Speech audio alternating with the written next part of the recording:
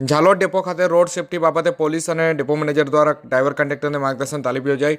આજ તારીખ 9/1/2025 ગુરુવારના રોજ સાંજે 4:30 મળતી માહિતી મુજબ ગુજરાત સરકાર દ્વારા જાન્યુઆરીને રાષ્ટ્રીય સલામતી માસ 2025 તરીકે ઉજવવામાં આવી રહ્યા છે. તે અન્વયે ઝાલોદ પોલીસ સ્ટેશનના પીએસઆઈ રાઠોડ દ્વારા ઝાલોદ ડેપોની મુલાકાત લીધી હતી અને પીએસઆઈ રાઠોડ અને ડેપો મેનેજર મુનિયા દ્વારા સડક પર થતા અકસ્માતોની સંખ્યામાં ઘટાડો અને તેમજ સલામતી રીતે વાહન ચલાવવા માટે કર્મચારીઓને માર્ગદર્શન આપવામાં આવ્યું હતું. તેમજ વાહન શાંતિપૂર્વક ચલાવી કોઈ અકસ્માત ના થાય તે અંગે માહિતી અપાયેલ હતી.